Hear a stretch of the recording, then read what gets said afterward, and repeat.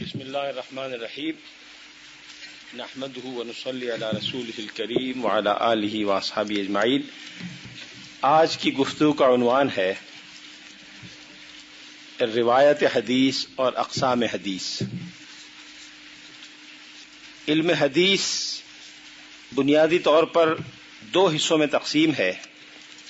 ایک حصہ وہ ہے جس کو علم روایت کہتے ہیں اور ایک حصہ وہ ہے جس کو علم درایت کہتے ہیں۔ علم روایت میں اس ذریعہ یا وسیلے سے بحث ہوتی ہے جس کے ذریعے کوئی حدیث رسول اللہ صلی اللہ علیہ وسلم کی ذات مبارکہ سے لے کر ہم تک پہنچی ہے۔ روایت، سند، راوی کا سچا یا غیر سچا ہونا، راوی کا کردار، راوی کا حافظہ، یہ ساری چیزیں علم روایت میں زیر بحث آتی ہیں۔ علم درایت کی زیادہ توجہ حدیث کے متن پر اور حدیث کے اس حصے پر ہوتی ہے جو رسول اللہ صلی اللہ علیہ وسلم کے ارشاد گرامی سے عبارت ہے۔ یہ میں اپنے سامنے آج ایک کتاب لے کر آیا ہوں، اس میں سے بعض چیزیں مثال کے طور پہ آپ کے سامنے رکھوں گا۔ یہ ایک کتاب ہے اور ساری سیاہ ستہ اس میں شامل ہے۔ مکمل سیاہ ستہ کا نسخہ ایک والیوم میں ایک ہمارے دوست نے شائع کیا ہے، جس میں ساری کی ساری 6 کتابیں شامل ہو گئی ہیں۔ ایک حدیث میں پڑھتا ہوں جس میں پھر میں یہ بتاؤں گا کہ اس میں علم روایت سے کس جگہ بحث ہوتی ہے اور علم درایت سے کس جگہ بحث ہوتی ہے۔ یہ صحیح بخاری کی کتاب الایمان ہے۔ کتاب الایمان کا باب نمبر 5 ہے۔ باب کا عنوان ہے باب ای الاسلام افضل، سب سے اچھا اسلام، سب سے افضل اسلام کس کا ہے یا کون سا ہے۔ حدثنا سعید بن یحیی بن سعید القرشی قال حدثنا ابی قال حدثنا ابو بردہ ابن عبد اللہ بن ابی بردہ عن ابی بردہ عن ابی موسیٰ رضی اللہ تعالی عنہ قال قالوا یا رسول اللہ ای الاسلام افضل قال من سلم المسلمون من لسانہ ویدہ۔ یہ چیز جو میں نے آپ کے سامنے پڑھی ہے، اس میں 2 حصے ہیں۔ ایک حصے میں کچھ نام آئے ہیں، یہ ان راویوں کے نام ہیں جن کے ذریعے یہ حدیث امام بخاری تک پہنچی۔ سعید ابن یحییٰ ابن سعید القرشی، یہ امام بخاری کے استاد ہیں۔ وہ کہتے ہیں کہ حدثنا ابی، مجھ سے میرے والد نے بیان کیا، یعنی یحییٰ ابن سعید القرشی نے۔ وہ کہتے ہیں کہ حدثنا ابو بردہ ابن عبداللہ ابن ابی بردہ، یہ ابو بردہ حضرت ابو موسیٰ اشعری جو مشہور صحابی ہیں ان کے پوتے تھے، ابو بردہ ابن عبداللہ ابن ابی بردہ۔ وہ اپنے دادا ابو بردہ سے روایت کرتے ہیں، وہ اپنے والد حضرت ابو موسیٰ اشعری سے روایت کرتے ہیں۔ یہاں تک یہ سند ہے، اور سند سے متعلق جتنے مسائل و معاملات ہیں وہ علم روایت میں زیر بحث آتے ہیں۔ اس کو خارجی مطالعہ حدیث یا خارجی نقد حدیث بھی کہتے ہیں، یعنی حدیث سے باہر جو چیزیں ہیں ان کا مطالعہ کر کے، حدیث کے سورس اور ماخذ کا مطالعہ کر کے یہ بتا چلایا جائے کہ اس حدیث کا درجہ کیا ہے۔ ان میں یہ دیکھا جائے گا کہ یہ راوی جن سے یہ حدیثیں بیان ہوئی ہیں یہ کن کن صفات کے حامل تھے، ابھی ان کی بات کرتے ہیں۔ انہوں نے جس راوی سے روایت کیا ہے ان سے ان کی ملاقات ہوئی ہے کہ نہیں ہوئی ہے۔ امام بخاری پہلے یہ تحقیق کرتے ہیں کہ واقعتاً ملاقات ہوئی ہے اور واقعتاً انہوں نے کسب فیض کیا ہے۔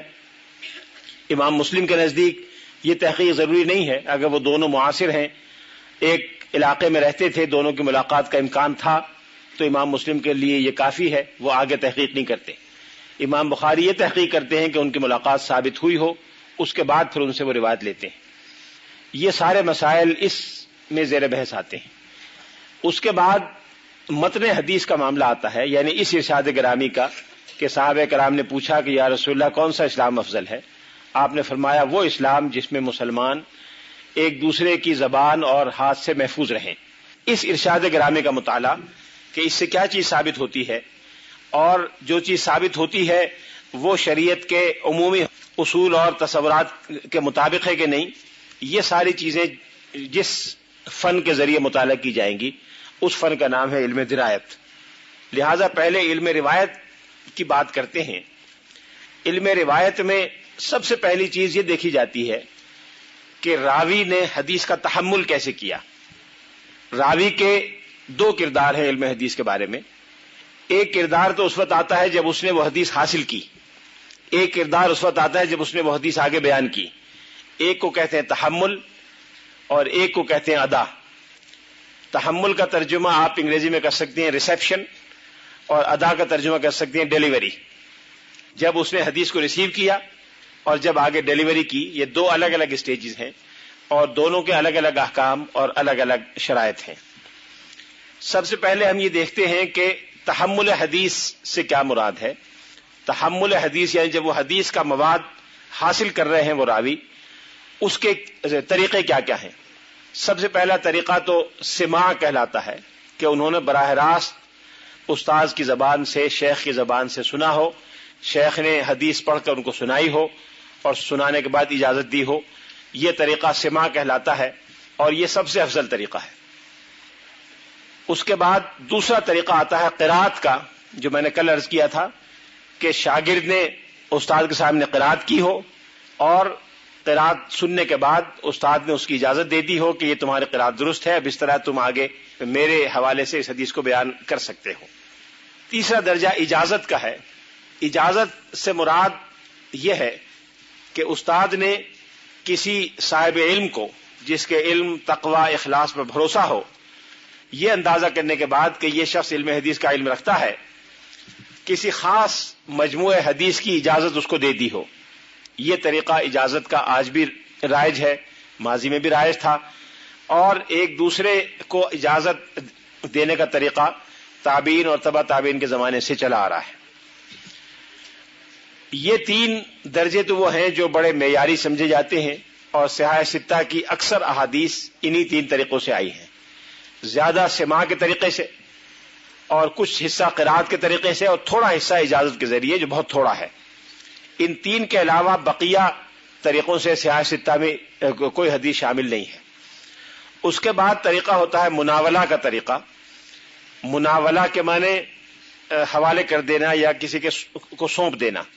مناولہ سے مراد یہ ہے کہ شیخ کے پاس احادیث کا ایک مجموعہ لکھا ہوا موجود ہے، ایک حدیث ہے، اس میں 100 ہیں یا 200 ہیں یا 500 ہیں. وہ حدیث کا مجموعہ کسی کو دستی طور پر حوالے کر دیا جائے کہ آپ یہ کتاب میرے سے لے لیں، یہ میں آپ کے حوالے کر رہا ہوں، آپ اس میں جو روایات ہیں وہ میری طرف سے بیان کر سکتے ہیں. مناولہ کا طریقہ تابعین اور تبع تابعین کے زمانے میں رائج نہیں تھا. بعد میں جب علم حدیث پوری طرح سے مدون ہو گیا، کتابیں مرتب ہو گئیں، مجموعے مستند طور پر تیار ہو گئے، تو پھر مناولہ کا طریقہ بھی رائج ہو گیا کہ ایک شیخ اپنے لکھا ہوا مجموعہ دوسرے کو، اپنے شاگرد کو دے دیا کرتے تھے کہ یہ لو اور اس کی بنیاد پر تم روایت کر سکتے ہو. یہ طریقہ جیسا کہ آپ کو اندازہ ہو گیا ہوگا، یہ اتنا معیاری طریقہ نہیں تھا، اور صحاح ستہ میں اس کی کوئی حدیث اس بنیاد پر نہیں ہے. اور حدیث کی بڑی بڑی کتابیں جو طبقہ 2 کی کتابیں ہیں، ان میں بھی اکثر و بیشتر احادیث اس طریقے کے مطابق نہیں ہے، اکا دکا کوئی حدیث اس طریقے کے مطابق ہوگی. اس کے بعد پانچواں طریقہ تھا مکاتبہ کا، کہ کسی استاد نے شاگرد کو کوئی حدیث لکھ کے بھیجی اور لکھ کے بھیجنے کے بعد اس کی اجازت بھی دے دی، یا شاگرد نے استاد کو خط لکھ کر دریافت کیا کہ فلاں حدیث یا اس مضمون پر کوئی حدیث آپ کے علم میں ہے، آپ براہ کرم مجھے مطلع فرمائیں. استاد نے تحریری طور پر خط کے ذریعے مطلع کر دیا. یہ طریقہ مکاتبہ کہلاتا تھا. بظاہر آپ کو خیال ہوگا کہ اس کا درجہ تو پہلے ہونا چاہیے، لیکن اس کا درجہ بعد میں تھا، اس لیے کہ اس زمانے کے ذرائع آمد و رفت کے حساب سے جب سفر کرنے میں 6 مہینے سال لگتا تھا، یہ تعین بڑا دشوار تھا کہ ایک شخص کے پاس جو تحریر پہنچی ہے، جو فرض کیجئے کہ نیشاپور میں یا سمرقند میں یا بخارا میں بیٹھ کر کسی نے لکھی اور وہ قاہرہ میں کسی کے پاس 8 مہینے کے بعد پہنچی. اب قاہرہ میں بیٹھے ہوئے آدمی کے لیے یہ تعین بڑا دشوار تھا کہ یہ تحریر اسی کی تحریر ہے جس کی بتائی جا رہی ہے، یا کسی اور نے لکھ کر اس کی طرف سے منسوب کر دی ہے. چونکہ اس کا امکان موجود تھا، آج تو یہ امکان موجود نہیں ہے. آپ کو کوئی خط سعودی عرب سے، مکہ مکرمہ سے آتا ہے، آپ ٹیلی فون پہ معلوم کر لیں کہ واقعی یہ خط ان کا ہے کہ نہیں ہے، اگلی مرتبہ وزٹ میں تصدیق کر لیں. تو آج کسی تحریر کی تصدیق کرنا بہت آسان ہے. آج اگر تحریر کے ذریعے حدیث کی روایت ہو تو اس کا درجہ بہت اونچا ہوگا، لیکن اس زمانے میں جب یہ تصدیق اور تعیین بڑی دشوار تھی، اس لیے محدثین نے اس درجے کو بعد میں رکھا، اور یہ 5واں درجہ ہے. چھٹا درجہ اعلام کہلاتا تھا. اعلام کے معنی اطلاع کرنا اور بتا دینا کہ فلاں جگہ یا فلاں تحریر یا فلاں شخص کے پاس جو احادیث ہیں وہ مستند حدیثیں ہیں، اور تم میری طرف سے ان کو حاصل کر سکتے ہو اور لے کر روایت کر سکتے ہو. یہ طریقہ بھی صحاح ستہ میں سے کسی کتاب میں اختیار نہیں کیا گیا، طبقہ دوم کی کسی کتاب میں اختیار نہیں کیا گیا. یہ بہت بعد میں ان کتابوں میں اختیار کیا گیا جو طبقہ سوم یا طبقہ چہارم کی کتابیں ہیں. پھر وصیت کا طریقہ تھا کہ شیخ نے وصیت کی کہ میرے پاس جو مجموعہ ہے یہ میرے بعد فلاں شخص کو دے دیا جائے، اور اس شخص کو اجازت دے دی جائے کہ میری طرف سے ان کی روایت کرے. مسند امام احمد میں کچھ روایات ہیں جو وصیت کے ذریعے سے امام احمد کے صاحبزادے عبداللہ ابن احمد کو پہنچی تھی. اس کے بعد ایک طریقہ وجادہ کہلاتا تھا. وجادہ یہ 8واں اور آخری طریقہ ہے جس کے بارے میں تمام محدثین کا اتفاق ہے کہ اس کی بنیاد پر روایت اس وقت جائز نہیں تھی. اس وقت کے لفظ پر غور فرمائیے گا، اس وقت وجادہ کے طریقے سے روایت جائز نہیں تھی. وجادہ کا مطلب یہ تھا کہ کسی بڑے محدث کی کوئی تحریر بعد میں کسی شخص کو ملے اور وہ اس کی بنیاد پر روایت کرے، یہ جائز نہیں سمجھا گیا، اس لیے کہ یہ تعین بڑا دشوار تھا کہ یہ تحریر جو دستیاب ہوئی ہے یہ واقعی اسی شیخ کی تحریر ہے، یا جب لکھی گئی تو کیا شیخ نے اس کو دیکھ کر ویریفائی کر دیا تھا کہ یہ صحیح لکھا گیا ہے. اس میں غلطی کا چونکہ امکان موجود تھا، اس لیے وجادہ کی بنیاد پر روایت کی اجازت نہیں دی گئی. لیکن آج وجادہ کی بنیاد پر روایت کی اجازت ہے، اس لیے کہ یہ صحاح ستہ چھپی ہوئی سامنے موجود ہیں اور ہزاروں انسانوں نے ان کے طبعات میں اور اشاعت میں حصہ لیا ہے. بڑے بڑے جید اہل علم اور محدثین نے ان کتابوں کی پروف ریڈنگ کی ہے اور یہ ہر جگہ دستیاب ہیں. آج کسی کے لیے یہ ممکن نہیں ہے کہ صحیح بخاری کا کوئی ایسا نسخہ شائع کر دے جس میں اغلاط ہوں، جس میں الحاقات ہوں. اس لیے آج یہ اتنا ہی یقینی ہے جتنا کوئی بھی طریقہ یقینی ہو سکتا ہے. اس لیے آج میرے اور آپ کے لیے جائز ہے کہ ہم صحیح بخاری کا نسخہ سامنے رکھیں اور اس میں سے حدیث بیان کریں اور تیقن کے ساتھ یہ بات دوسرے کو بتائیں کہ یہ رسول اللہ صلی اللہ علیہ وسلم کا ارشاد گرامی ہے. یہ 8 طریقے تحمل حدیث کے تھے اور یہی طریقے ادا کے طریقے بھی تھے. ایک شخص نے ان طریقوں سے حدیث حاصل کی، اس کے لیے تحمل ہے، لیکن جس سے حاصل کی اس کے لیے ادا ہے. جب وہ آگے چل کر دوسرے کو یہ کنوے کرے گا، دوسرے کو ڈیلیور کرے گا یہ معلومات، تو ان کے لیے ادا ہوگا، اس کے لیے تحمل ہوگا. تو تحمل اور ادا 2 الگ الگ چیزیں نہیں ہیں. ان حدیث کے طریقوں کی حد تک یہ ایک ہی چیز کے 2 رخ ہیں. اچھا، اس کے بعد اجازہ کا طریقہ ہمارے سامنے آتا ہے. اجازہ یہ ہوتا تھا کہ شیخ نے، اور یہ طریقہ آج بھی رائج ہے، کہ کسی بڑے مشہور شیخ حدیث سے آپ کی ملاقات ہوئی، آپ نے ان کو یہ بتایا کہ آپ نے علم حدیث حاصل کیا ہوا ہے، انہوں نے آپ کا امتحان لے لیا. امتحان لینے کے بعد یہ یقین ان کو ہو گیا کہ اب آپ کی صلاحیت اور استطاعت ہے، آپ سے پڑھوا کے سن لیا جگہ جگہ سے. اب اس میں حدیث کے متن میں کسی کمی بیشی یا اختلاف کا امکان نہیں ہے، اسے کتابیں چھپی موجود ہیں. اب صرف یہ تیقن اور تعین باقی ہے کہ آپ کی یہ صلاحیت ہے کہ آپ حدیث کا متن پڑھ کے اس کو آگے بیان کر سکیں. یہ تیقن کرنے کے بعد وہ آپ کو اجازت دے دیتے ہیں، لکھ کر آپ کو سند دے دیتے ہیں. اس طرح کی سندیں لوگ حاصل کرتے چلے آئے ہیں. میرے پاس بھی اس طرح کی بہت سی سندیں ہیں اور ایسے اہل علم سے ملاقات ہوتی رہتی ہے کہ جن کی سند لینا ایک شرف اور اعزاز کی بات ہوتی ہے. یہ چیز اجازہ کہلاتی ہے. اجازت متعین کتاب کی بھی ہو سکتی ہے کہ انہوں نے صحیح بخاری کی کچھ احادیث آپ سے سنی اور یقین کرنے کے بعد کہ آپ صحیح بخاری پڑھ سکتی ہیں، آپ کو اجازت دے دی. یہ بھی ہو سکتا ہے کہ پوری صحاح ستہ کی اجازت ہو. یہ بھی ہو سکتا ہے کہ اپنی خاص سند کی اجازت ہو کہ فلاں سند سے جو کتاب میں نے پڑھی ہے اس کی اجازت ہے. اس طرح کی مختلف قسمیں ہو سکتی ہیں، لیکن یہ اجازت ہمیشہ متعین اور طے شدہ امور کی ہونی چاہیے. غیر متعین اور مبہم چیزوں کی اجازت جائز نہیں ہے. مثلا کوئی شیخ آج یہ کہیں کہ میں نے آپ کو تمام احادیث کی روایت کی اجازت دے دی، تو یہ مبہم چیز ہے، یہ جائز نہیں ہے. خود ان کو کیا ان تمام احادیث کی اجازت ہے، اور تمام احادیث سے کیا مراد ہے؟ احادیث کے بہت سے مجموعے ہیں، بعض مجموعے مروج ہیں، بعض مجموعے زیادہ مروج نہیں ہیں. تو متعین مجموعے کی اجازت دی جائے، یہ بات تو ہمیشہ درست سمجھی گئی اس وقت سے جب سے کتابیں مدون ہو کر عام ہو گئیں، شائع ہو گئیں، اور ان میں کسی قسم کی رد و بدل کا یا بھول چوک کا امکان نہیں رہا. لیکن اس کے باوجود بھی مبہم اور جنرل اجازت، ایبسٹریکٹ اجازت کہ آپ کو ہر حدیث کی روایت کرنے کی اجازت ہے، یہ آج بھی درست نہیں ہے، پہلے بھی درست نہیں تھا. اچھا، مناولہ جس کا میں نے ابھی ذکر کیا کہ استاد نے ایک مجموعہ دستی طور پر طالب علم کو دے دیا اور اس کے روایت کرنے کی اجازت دے دی، اس میں یہ شرط تھی کہ مناولہ کے ساتھ ساتھ صراحت سے اجازت دی جائے کہ ان روایات کے آگے بیان کرنے کی میں آپ کو اجازت دیتا ہوں. اگر اجازت ہے تو شاگرد کو ان کو آگے بیان کرنے کی اجازت ہوگی، ورنہ اجازت نہیں ہے تو پھر ان استاد کے حوالے سے وہ آپ روایت نہیں کر سکتے. مثال کے طور پر آپ کسی شیخ حدیث سے ملیں اور وہ آپ کو صحیح بخاری کا ایک نسخہ تحفے میں دے دیں، تو صحیح بخاری کا نسخہ تحفے میں دینا اور چیز ہے، اور ان کی سند پر صحیح بخاری کی آگے روایت کرنا اور چیز ہے.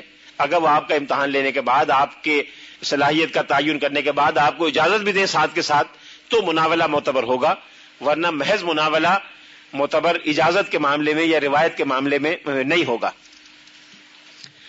جہاں تک مکاتبت کا تعلق ہے، مکاتبت کے ساتھ اگر تیقن کے ساتھ یہ اجازت بھی شامل ہے اور یہ یقینی ہو جائے کہ یہ تحریر انہی بزرگ کی ہے.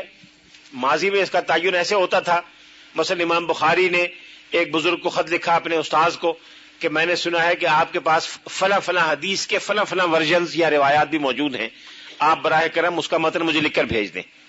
انہوں نے امام بخاری کو متن لکھ کے بھیجا، اس کے ساتھ 2 آدمی گواہان بھی بھیجے. ان گواہوں نے جو مستند معتبر گواہ تھے آ کے امام بخاری کے سامنے گواہی دی کہ ہمارے سامنے انہوں نے اپنے قلم سے یہ تحریر لکھی تھی اور اپنی مہر لگائی ہے، یہ ان کی مہر لگی ہوئی ہے، اور ہم اس کے گواہ ہیں، اس بات کی گواہی دیتے ہیں کہ یہ تحریر انہی کی لکھی ہوئی ہے. اگر ایسا ہے تو پھر اس کی بنیاد پر روایت کی جا سکتی ہے. اور امام بخاری نے 1-2 مقامات پر مکاتبہ مال اجازہ مع شہادہ، 2 شرطوں کے ساتھ، گواہی بھی اور اجازت بھی، یہ دونوں چیزیں جب شامل ہوں گی تو پھر وہ عام مکاتبت سے اس کا درجہ اونچا ہو جائے گا. اس لیے امام بخاری نے ان کی اجازت دی ہے. امام بخاری یا امام مسلم کے یہاں 1-2 احادیث جو مکاتبہ کی بنیاد پر روایت ہوئی ہیں، اس کے الفاظ یہ ہیں: اخبرنی فلان کتابتاً بخطہ، فلاں بزرگ نے مجھے اطلاع دی کتابتاً تحریری طور پر، بخط ہی اپنے رسم الخط میں، اپنی ہینڈ رائٹنگ میں مجھے لکھ کر اجازت دی. اور بعض جگہ اس کا بھی التزام ہے کہ فلاں فلاں گواہوں کی موجودگی میں جنہوں نے حلفیہ میرے سامنے بیان کیا کہ یہ ان بزرگ کی تحریر ہے اور انہوں نے اس کے مطابق آپ کو اجازت دی ہے. یہ تحمل کے طریقے تو علم روایت سے متعلق ہیں، ان کا براہ راست تعلق علم روایت سے ہے. دوسرا شعبہ علم درایت کا ہے جس کا میں نے ذکر کیا، جس میں ایک محدث داخلی ذرائع سے یہ تعین کرنے کی کوشش کرتا ہے کہ جو ارشادات رسول اللہ صلی اللہ علیہ وسلم سے منسوب کیے گئے ہیں وہ واقعتاً رسول اللہ صلی اللہ علیہ وسلم کے ارشادات ہیں. علم روایت کو خارجی نقد حدیث بھی کہتے ہیں اور علم درایت کو داخلی نقد حدیث بھی کہتے ہیں. خارجی نقد حدیث کا زیادہ دار و مدار نقل پر ہوتا ہے کہ راوی کے بارے میں جو کچھ معلومات آپ کے پاس ہیں، راوی نے جو کچھ آپ کو بیان کیا، یا اس راوی کے بارے میں ائمہ نے جو کچھ قرار دیا کہ وہ کس درجے کے راوی ہیں، یہ ساری چیزیں نقل سے آپ تک پہنچی ہیں، آپ کی عقل کا اس میں زیادہ دخل نہیں ہے. اس لیے علم روایت کا تعلق اکثر و بیشتر نقل کے معاملات سے ہے. علم درایت کا اکثر و بیشتر تعلق عقل کے معاملات سے ہے کہ آپ نے خود غور و خوض کر کے دلائل سے یہ پتہ چلایا کہ یہ ارشاد گرامی رسول اللہ صلی اللہ علیہ وسلم کا ہو سکتا ہے کہ نہیں ہو سکتا، اس کے کچھ قواعد اور احکام ہیں. علم روایت میں سند اور راویوں سے زیادہ بحث ہوتی ہے، اور علم درایت میں متن سے اور متن اور سند کے آپس کے تعلق سے بحث ہوتی ہے کہ جو متن نقل ہوا ہے اس کا سند سے تعلق کیا ہے، کمزور ہے کہ مضبوط ہے، اور جو راوی اس سند میں شامل ہیں وہ خود کس درجے کے انسان ہیں. یہ علم درایت کا مضمون ہے. علم درایت کو علم اصول حدیث بھی کہتے ہیں. علم اصول حدیث میں یوں تو اور بہت سے معاملات سے بحث ہوتی ہے، لیکن جو زیادہ مسائل علم اصول حدیث میں ہیں وہ درایت کے معاملات ہیں. علم روایت میں جب راوی کے حالات سے بحث ہوتی ہے تو شرائط راوی کی کیا ہیں ان سے بھی بحث ہوتی ہے، تحمل کی شرائط کیا ہے ان سے بھی بحث ہوتی ہے، ادا کی شرائط کیا ہے ان سے بھی بحث ہوتی ہے. اور راوی کی حد تک شروط تحمل اور شروط ادا میں تھوڑا سا فرق ہے. راوی کی سب سے پہلی شرط تو یہ کہ وہ مسلمان ہو. اس شرط میں تو کوئی کمپرومائز نہیں ہو سکتا. راوی کے لیے مسلمان ہونا تو سب سے پہلی شرط ہے.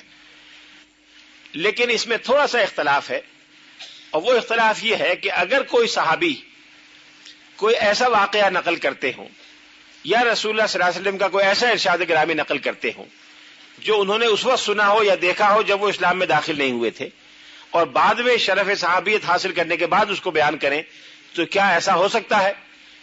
اکثر و بیشتر محدثین کی رائے ہے کہ ایسا ہو سکتا ہے، اس لیے کہ صحابیت کا شرف اتنا بڑا ہے، اور صحابہ چونکہ سب کے سب عدول ہیں، اس لیے صحابی ہونے کے بعد جب وہ کوئی بات بیان کرتے ہیں اسلام سے پہلے کی بھی، تو ہمیں پورا یقین ہے کہ اس میں کسی قسم کے شک و شبے کی گنجائش نہیں ہونی چاہیے.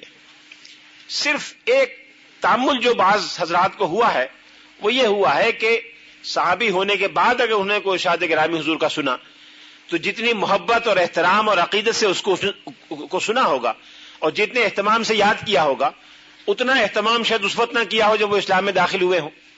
اسلام میں داخل جب تک نہیں ہوئے تھے اس وقت تک حضور کے ارشادات کی ان کی نظر میں وہ اہمیت شاید نہ ہو جو بعد میں ہوئی ہو. تو کتنا یاد رکھا، کتنا یاد نہیں رکھا. اس لیے اس نقطۂ نظر سے محدثین نے اس پہ غور کیا ہے، اور صرف وہ معاملات قبول کیے ہیں جن معاملات میں کسی غیر معمولی اہتمام یا حفظ کی ضرورت پیش نہ آئے. اگرچہ ایسی مثالیں بہت تھوڑی ہیں کہ کوئی صحابی اسلام سے پہلے کا کوئی واقعہ بیان کرتے ہوں. اکثر و بیشتر رسول اللہ صلی اللہ علیہ وسلم کے بچپن کے یا نوجوانی کے واقعات ہیں اور حضور کے حالات اور کیفیات ہیں جس میں بہت زیادہ یادداشت اور حافظے کی ضرورت نہیں. مثال کے طور پہ آپ نے سنا ہوگا کہ رسول اللہ صلی اللہ علیہ وسلم کے نوجوانی کے ایک ساتھی جو آپ کے ساتھ کاروبار میں شریک تھے وہ بعد میں مدینہ منورہ حاضر ہوئے اور اسلام قبول کیا، اور آپ سے مخاطب ہو کے عرض کیا کہ یا رسول اللہ میں گواہی دیتا ہوں کہ آپ میرے شریک تھے، آپ نے کبھی کوئی شک و شبے کی بات نہیں کہی، آپ نے کبھی کوئی غلط بیانی نہیں کی، کبھی کاروبار میں مجھے کوئی نقصان نہیں پہنچایا، ہمیشہ سچی بات فرمائی. یہ چیز وہ ہے جس کے بارے میں کسی خاص یادداشت یا اہتمام کی ضرورت نہیں، یہ چیز ہے جو ہر ایک کو یاد رہ سکتی ہے. اس طرح کی کچھ احادیث ہیں جس کے بارے میں محدثین کی غالب اکثریت کا خیال ہے کہ اسے قبول کرنا چاہیے. لیکن صحابہ کے علاوہ بقیہ راویوں کے بارے میں اگر یہ ثابت ہو جائے کہ یہ اس وقت کی بات ہے جب وہ مسلمان نہیں تھے تو وہ قابل قبول نہیں ہے. یہ استثناء صرف صحابہ کے ساتھ ہے. اسلام کے بعد دوسری شرط ہے عدالت کی. عدالت ایک جامع اصطلاح ہے جس کی بہت سی تعبیریں اور تشریحیں لوگوں نے کی ہیں، لیکن اس کے دو مفہوم ہیں. ایک مفہوم تو اس کا قانونی مفہوم ہے جو کم سے کم ہونا چاہیے، اس سے کم کے بارے میں تو کوئی سوال نہیں پیدا ہوتا. وہ کم سے کم مفہوم یہ ہے کہ جس شخص کی اچھائیاں اس کی کمزوریوں سے زیادہ ہوں، من غلبت حسناتہ علی سیئاتہ، جس کی حسنات اس کی کمزوریوں سے برائیوں سے زیادہ ہوں وہ عادل ہے، اس کو عدالت حاصل ہے.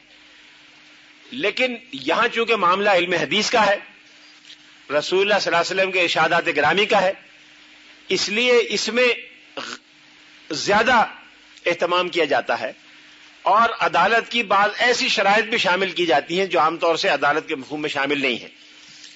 اس میں ایک شرط و بنیادی یہ ہے کہ اس کی شخصیت اور کردار میں اخلاق اور مروت کے خلاف کوئی چیز نہ پائی جائے.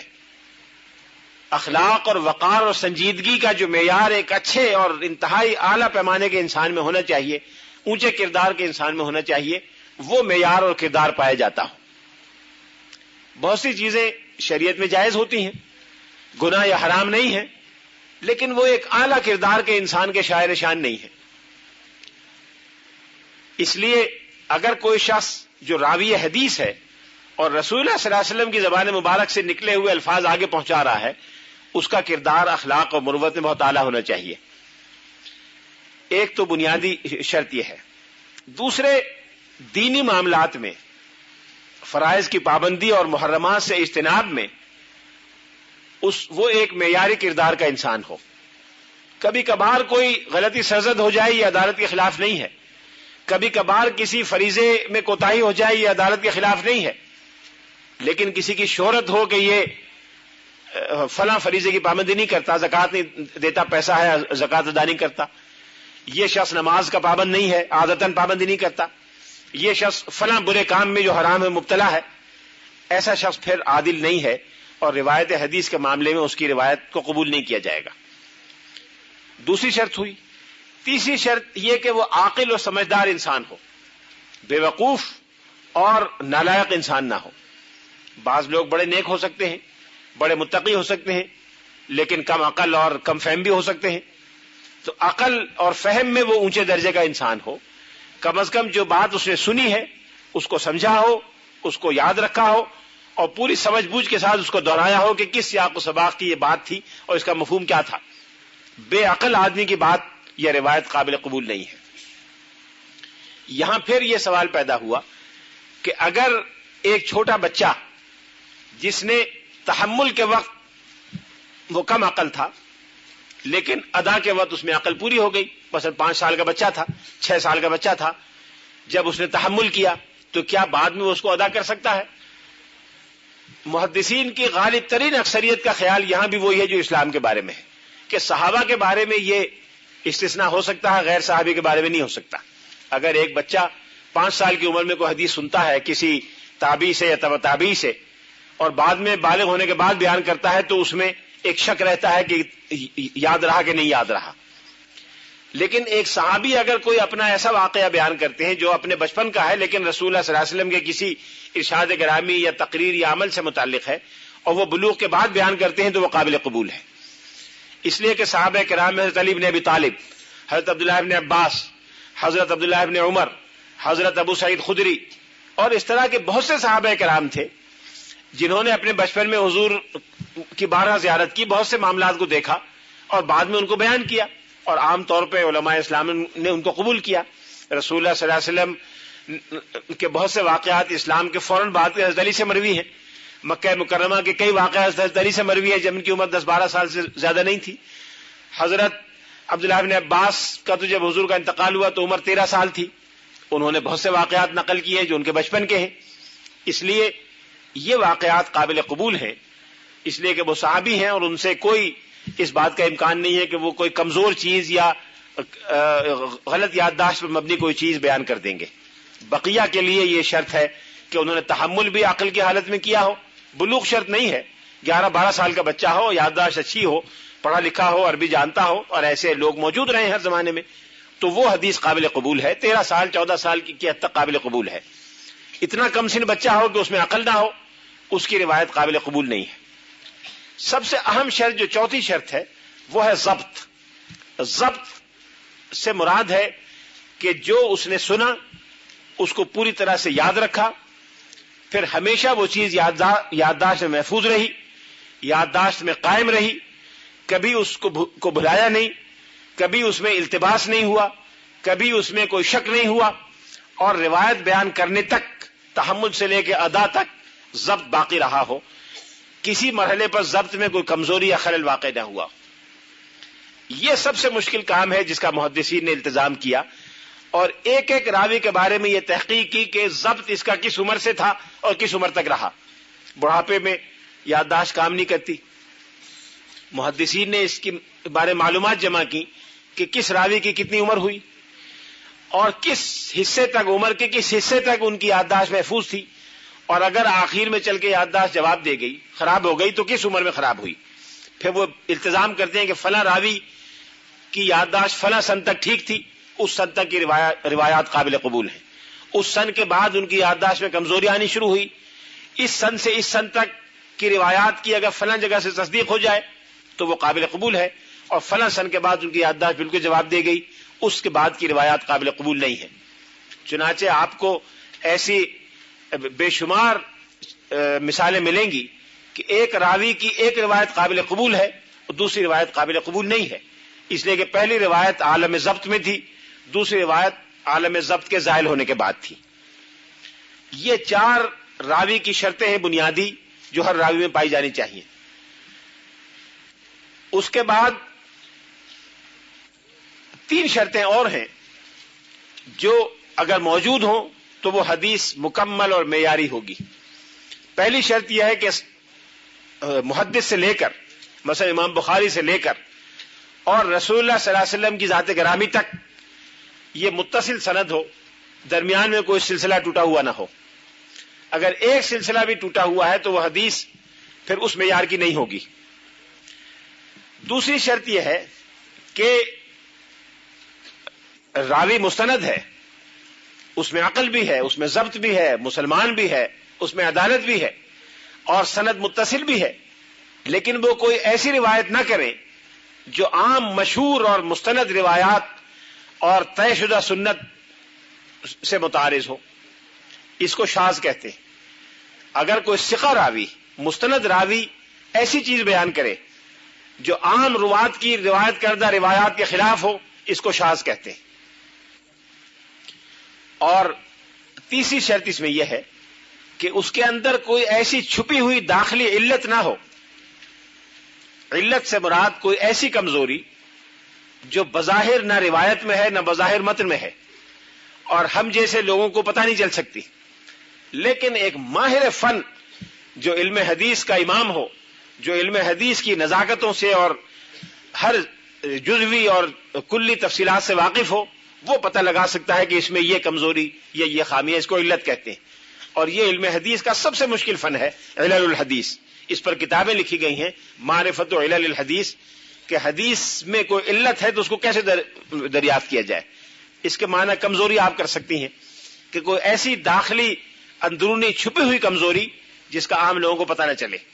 یہ تینوں چیزوں سے موجود نہ ہو، راوی میں 4 شرطیں ہوں، تو پھر وہ حدیث صحیح کہلائے گی۔ کل ایک بہن نے پوچھا تھا کہ حدیث صحیح کس کو کہتے ہیں؟ حدیث صحیح اس کو کہتے ہیں کہ حدیث صحیح وہ ہے جس کی سند متصل ہو، اس میں کوئی خلا نہ ہو، اس میں کوئی روایت شاذ نہ ہو، اندرونی کوئی علت نہ پائی جاتی ہو، راوی میں یہ 4 شرطیں موجود ہوں۔ گویا 4 شرطیں ہوئی، راوی کی 4 شرطیں، حدیث صحیح کی 4 شرطیں۔ راوی کی 4 شرطیں اسلام، عدالت، عقل اور ضبط۔ یہ 7 شرطیں جس حدیث میں پائی جائیں گی وہ حدیث صحیح ہوگی۔ ضبط سے مراد جیسا کہ میں نے عرض کیا قوت یادداشت، اور فقہاء محدثین کہتے ہیں دقت ملاحظہ۔ جب وہ یہ واقعہ دیکھ رہے تھے یا سن رہے تھے راوی یا حدیث کی مجلس میں بیٹھے ہوئے تھے تو ان کی آبزرویشن اتنی کین ہونی چاہیے۔ دقت الملاحظہ کے معنی کین آبزرویشن، مائنیوٹ آبزرویشن، کہ وہ ایک ایک لفظ اور ایک ایک جز کو سمجھ لیں پوری طرح کہ کیا چیز ہے، اس کے بعد بیان کریں۔ ان 7 شرطوں میں سے اگر کوئی ایک شرط ناپید ہو جائے، 2 شرطیں ناپید ہو جائیں تو حدیث کا درجہ اسی اعتبار سے گھٹ جائے گا۔ ان شرطوں کے کم یا زیادہ کم ہونے کی بنیاد پر حدیثوں کی 2 قسمیں ہو جاتی ہیں۔ کچھ حدیثیں وہ ہیں جو قابل قبول ہیں اور کچھ حدیثیں وہ ہیں جو قابل قبول نہیں ہیں۔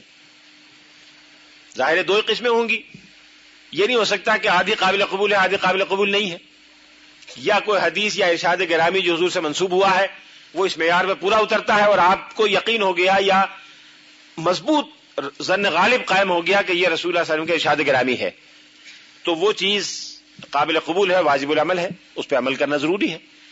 یا وہ ناقابل قبول ہے، اس کمزوری کی وجہ سے کمزوری اس میں اتنی آ گئی کہ آپ کو یہ یقین ہے کہ رسول اللہ صلی اللہ علیہ وسلم کا یہ ارشاد گرامی نہیں ہے، جس ذریعے سے جس اتھارٹی یا سند سے آپ تک پہنچا ہے وہ سند کمزور ہے، اتنی مضبوط نہیں ہے۔ دوسری شکل وہ ہوئی۔ جو پہلی قسم ہے حدیث صحیح یعنی مقبول، اس میں اس کی پھر 2 قسمیں ہیں۔ ایک حدیث صحیح ہے جو ان ساری شرائط کی جامع ہو جو میں نے ابھی عرض کی، راوی میں 4 باتیں پائی جاتی ہوں اور وہ تینوں منفی چیزیں جو موجود ہو سکتی ہیں موجود نہ ہوں۔ ان 7 شرطوں کے بعد وہ حدیث صحیح ہوگی. لیکن حدیث صحیح میں پھر کئی درجے ہیں جس پر ابھی آگے بات کریں گے. حدیث صحیح تو قابل قبول ہے، واجب العمل ہے، اور صحیح بخاری کی جتنی احادیث ہیں وہ ساری صحیح ہیں، صحیح مسلم کی ساری صحیح ہیں، موطا امام مالک کی ساری صحیح ہیں. اس کے بعد ایک درجہ آتا ہے حدیث حسن کا، جو قابل قبول ہے لیکن اس کا درجہ حدیث صحیح سے کم ہے. حدیث صحیح سے مراد وہ ہے کہ جس میں یا تو راوی کی 4 شرطوں میں سے کوئی ایک شرط کم ہو، راوی کی 4 شرطوں میں سے کوئی ایک شرط کم ہو، یا ان 3 شرطوں میں سے کوئی ایک شرط جزوی طور پر مفقود ہو.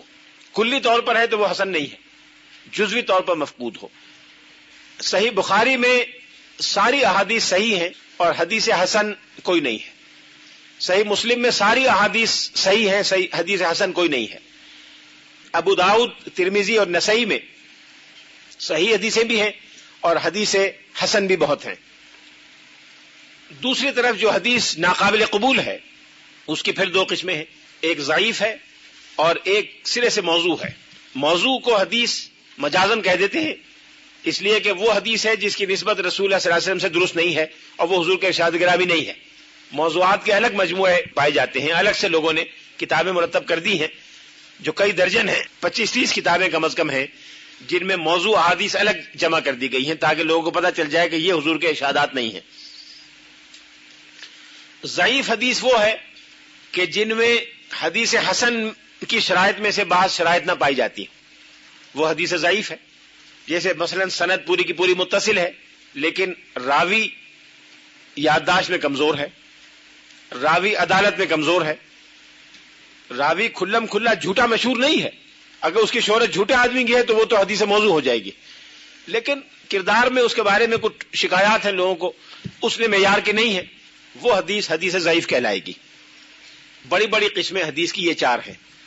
ان میں سے ہر ایک کی ذیلی تقسیمات بے شمار ہیں. کم و بیش 100 قسمیں محدثین نے بیان کی ہیں. ان 100 قسموں میں ہر ایک کے الگ الگ احکام ہیں. یہ وہ فن ہے جو کم و بیش 400-500 سال جس کی تدوین میں لگے ہیں اور لاکھوں بہترین دماغوں نے اور انتہائی مخلص ترین اور متقی ترین انسانوں نے اس کی تدوین اور اس کی خدمت میں وقت صرف کیا ہے. اس لیے تقسیمیں سامنے آتی گئیں، جیسے جیسے غور ہوتا گیا نئی نئی قسمیں، نئے نئے امکانات سامنے آتے گئے. کم و بیش 100 قسمیں محدثین نے بیان کی ہیں. مقدمہ ابن صلاح جو حدیث کی مشہور کتاب ہے علوم حدیث کی اور اپنے زمانے کی ایک منفرد کتاب سمجھی جاتی تھی، اس میں انہوں نے 65 قسموں کی تفصیل بیان کی ہے.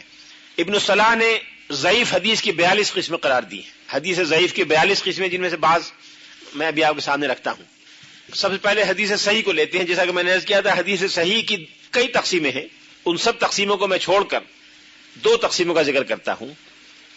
بعض اوقات ایسا ہوتا ہے کہ حدیث صحیح میں ساری کی ساری شرائط بدرجہ اتم موجود ہیں اور کسی شرط کی کمی نہیں ہے.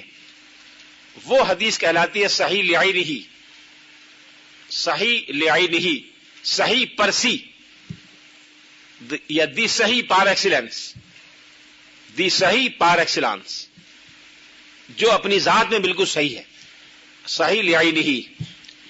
دوسری کہلاتی ہے صحیح لغیرہ، کہ ایکچولی وہ حدیث صحیح نہیں تھی لیکن جو کمی تھی اس میں وہ کسی اور ذریعے سے پوری ہو گئی. مثال کے طور پر ایک صحابی سے ایک حدیث مروی ہے، آپ کے پاس جس سند سے پہنچی، فرض کیجئے آپ امام بخاری کے زمانے میں ہیں اور آپ کو ایک خاص سند سے حدیث پہنچی، اس سند میں جو محدث صحابی سے روایت کرتے ہیں وہ آپ کے تحقیق میں کمزور ہیں، آپ نے اس کو حدیث حسن قرار دے دیا یا ضعیف قرار دے دیا. پھر کچھ دن کے بعد آپ کو کسی اور سند سے وہی حدیث پہنچی، اس میں جو صحابی سے روایت کرنے والے ہیں وہ تو درست ہیں لیکن تابعی سے روایت کرنے والے کمزور ہیں. گویا اس اسٹیج پر جو کمزوری تھی وہ دور ہو گئی، دوسرے اسٹیج پہ کمزوری آ گئی. تو پہلے اسٹیج والی کمزوری تو دور ہو گئی ایک حد تک، اور یہ یقین ہو گیا کہ اس حدیث کو روایت کرنے والے صحابہ کرام سے بعض مستند لوگ موجود ہیں. پھر تیسری حدیث ملی جس میں جو تابعی کی کمزوری تھی وہ وہاں دور ہو گئی، تو گویا تابعی میں بھی ایسے لوگ موجود تھے جو مستند تھے. اس طرح سے اس کو کولیٹ کرنے کے بعد اور آپس میں مختلف روایات اور اسناد کا تقابل کرنے کے بعد جو کمزوری تھی وہ دور ہو گئی، تو آپ نے اس حدیث کو بھی صحیح قرار دے دیا. یہ کہلاتی ہے صحیح لغیرہ، جو کسی اور سبب سے صحیح قرار پائی. اپنی ذات میں وہ صحیح نہیں تھی، لیکن اور اسباب کی وجہ سے، دوسرے دلائل و شواہد کی وجہ سے وہ صحیح قرار پا گئی. ایک تقسیم تو یہ ہے صحیح لعینہ اور صحیح لغیرہ. اسی طرح سے حسن کی دو قسمیں ہیں، حسن لعینہ، حسن لغیرہ. حسن لعینہ تو وہ حدیث ہے جو صحیح حدیث ہونے کی ایک یا دو شرطوں میں ناقص ہے، وہ تو حسن لعینہ ہی ہے. لیکن آپ نے اپنی ابتدائی تحقیق میں کسی حدیث کو ضعیف قرار دیا، لیکن ضعیف قرار دینے کے بعد آپ کو بعض شواہد سے یہ تائید ہو گئی کہ جس وجہ سے آپ نے ضعیف قرار دیا تھا وہ اسباب کمپنسیٹ ہو سکتے ہیں. اس کمپنسیشن کی وجہ سے یا اس ڈیفیشنسی کے دور ہو جانے کی وجہ سے آپ نے اس کو حسن قرار دے دیا. یہ حسن لغیرہ ہی ہے، یعنی خارجی سبب کی وجہ سے یہ حسن قرار پا گئی، ورنہ ایکچولی یہ حسن نہیں تھی بلکہ ضعیف تھی. ایک تقسیم تو یہ ہے حسن لعینہ، حسن لغیرہ، اور اس سے پہلے صحیح لعینہ، صحیح لغیرہ. پھر جو حدیثیں صحیح لعینہ ہیں یعنی اوریجنلی صحیح ہیں in their own right and in original estimation, ان کے پھر تین قسمیں. ایک قسم وہ ہے کہ جس کو صحابہ کرام کی اتنی بڑی تعداد نے نقل کیا ہو، اتنی بڑی تعداد نے روایت کیا ہو، جن کے بارے میں کسی امکان کا شائبہ نہ رہے کہ ان میں سے کسی کو بھول چوک ہوئی ہو. صحابہ کرام نعوذ باللہ غلط بیانی تو نہیں کرتے تھے، نہ کسی صحابی کو غلط بیان سمجھا جاتا ہے، لیکن اس کا عقلی طور پر، بشری طور پر امکان موجود ہے کہ کسی صحابی سے کسی بات کو یاد رکھنے میں چوک ہو گئی ہو یا سمجھنے میں چوک ہو گئی ہو. اس کا امکان بہرحال موجود ہے.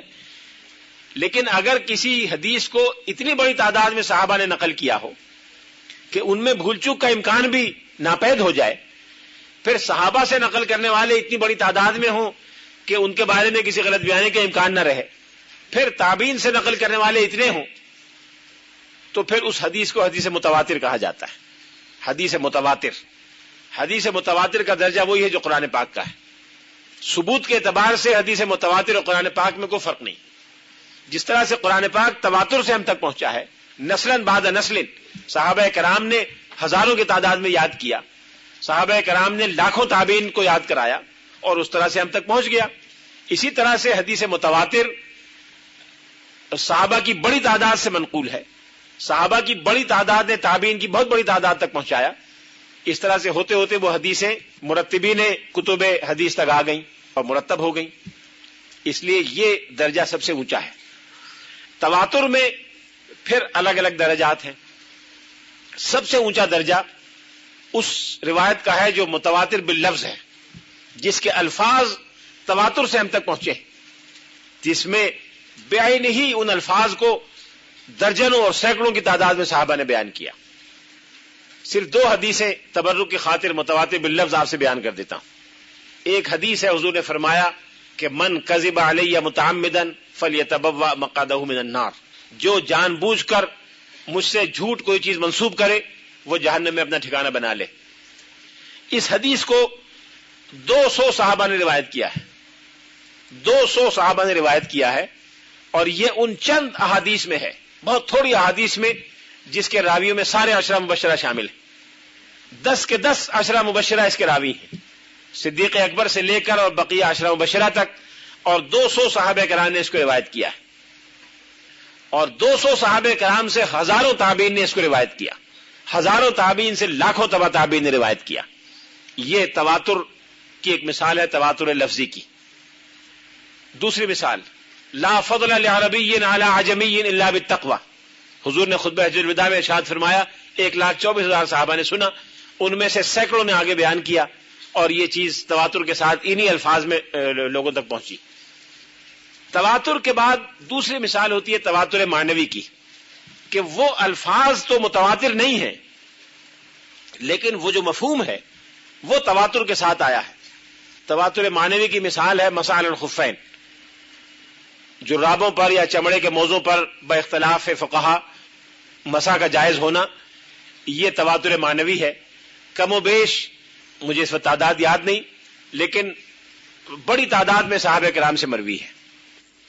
بہت بڑی تعداد میں صحابہ کرام نے مسار الخفین کی روایات کو نقل کیا ہے. الفاظ ان کے ایک نہیں ہیں، ایک نہیں ہو سکتے، اس لیے کہ رسول اللہ صلی اللہ علیہ وسلم کے عمل کو دیکھا، ہر دیکھنے والے نے اپنی زبانیں بیان کیا. الفاظ سب کے الگ الگ ہیں، لیکن مفہوم سب کا ایک ہے کہ رسول اللہ صلی اللہ علیہ وسلم نے موضوع پر مسح فرمایا. پھر ایک ہوتی ہے تواتر قدر مشترک. تواتر قدر مشترک کہ الفاظ بھی الگ الگ ہیں، مفہوم بھی احادیث کے الگ الگ ہیں، لیکن اس میں ان سب احادیث میں ایک حصہ قدر مشترک ہے جس سے ایک خاص بات ظاہر ہوتی ہے. وہ تواتر قدر مشترک اس طرح ثابت ہے کہ جس میں کوئی تعمل یا کسی شک و شبے کی گنجائش نہیں، وہ تواتر قدر مشترک کہلاتا ہے. تواتر قدر مشترک کی بہت سی مثالیں ہیں. مثال کے طور پر نمازوں کے اوقات کا معاملہ.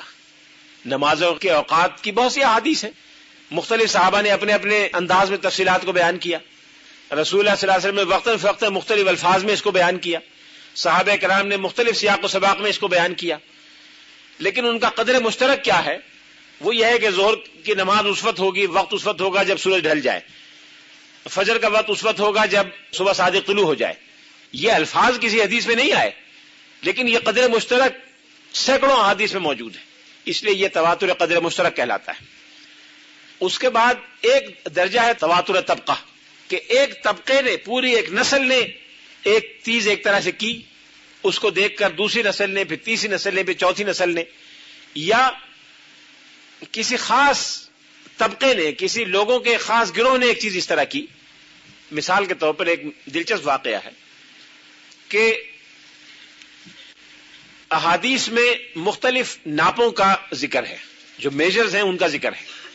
مثال کے طور پر صدقہ فطر کے بارے میں ذکر ہے، مثال کے طور پر زکوٰۃ کے بارے میں ذکر ہے. اب حدیث میں کچھ پیمانوں کا ذکر آیا ہے کہ صاع، نصف صاع من بر، نصف صاع گندم کا دیا جائے صدقہ فطر کے طور پر. تو یہ صاع سے کیا مراد ہے؟ حضور نے فرمایا کہ نصف صاع، تو اس سے کیا مراد ہے؟ بعد میں آپ کو پتا ہوگا کہ جو اس طرح کے پیمانے ہوتے ہیں جو سرکاری طور پر اسٹینڈرڈائز نہ ہوں، اس وقت نہیں تھے، تو مختلف علاقوں میں مختلف رائج ہوتے ہیں. آج سے کوئی 200 سال پہلے سیر جسے ہم کہتے ہیں، اب تو کلو کہنے لگے، ہمارے بچپن میں سیر کہا کرتے تھے. یہ سیر مختلف انداز کے ہوا کرتے تھے، سیر عالمگیری، سیر شاہ جہانی، سیر فلاں اور الگ الگ متعین ہوتا تھا، مختلف اوزان ہوتے تھے. کوئی 80 تولے کا سیر ہے، کوئی 40 تولے کا ہے، کوئی 120 تولے کا ہے. اسی طرح سے عرب میں صاع مختلف انداز کے ہوا کرتے تھے. اب یہ بات کہ حدیث میں جس صاع کا ذکر ہے، جب آپ صدقہ فطر دیں تو کتنا دیں؟ امام ابو یوسف رحمۃ اللہ علیہ جو کوفے میں رہتے تھے، انہوں نے یہ خیال کیا کہ کوفے کا جو صاع ہے، جو صاع وہاں رائج تھا، اس سے بنیاد انہوں نے فتویٰ دے دیا کہ کوفے کے نصف صاع کے مطابق لوگ دیا کریں گے. جب وہ مدینہ منورہ تشریف لائے تو وہ مدینے کے صاع سے مختلف تھا. امام مالک سے ملاقات ہوئی تو امام مالک نے مختلف معاملات پر تبادلہ خیال کیا، تو پوچھا کہ صدقہ فطر کی آپ کیا مقدار قرار دیتے ہیں؟ آپ نے فرمایا کہ آدھا صاع، جیسا کہ حدیث میں ہے. امام مالک نے پوچھا کون سا صاع؟ کہنے لگا صاع. انہوں نے کہا نہیں، مدینے کا صاع اور ہے اور جگہ کا اور ہے. اس پر امام ابو یوسف کو کچھ تامل ہوا. امام مالک نے اگلے دن مدینہ منورہ کے بازار کے بہت سارے لوگوں کو بلا بھیجا، دکانداروں کو، کہ اپنا اپنا صاع لے آؤ. وہ اپنا صاع لے آئے جو پیالہ ناپنے کا ہوتا تھا. ان سے پوچھا کہ یہ پیالہ آپ کو کہاں سے ملا؟ کہ جی میرے والد کے زمانے سے. والد کے پاس کہاں سے آئے گا؟ دادا کے زمانے سے. اس طرح سے اکثر صاع وہ تھے جو لوگوں کے پاس خاندانی چلے آ رہے تھے، اور ثابت ہوا کہ حضور کے زمانے میں یہی صاع مروج تھا. یہ تواتر طبقہ ہے کہ خاص طبقے میں جو تاجروں کا طبقہ ہے، مدینہ منورہ میں حضور کے زمانے سے تجارت کرتے تھے، ان میں ایک چیز چلی آ رہی ہے تواتر کے ساتھ، تو یہ بھی تواتر کی ایک قسم ہے. امام ابو یوسف نے اپنی رائے سے رجوع کیا اور اس سے اتفاق فرمایا.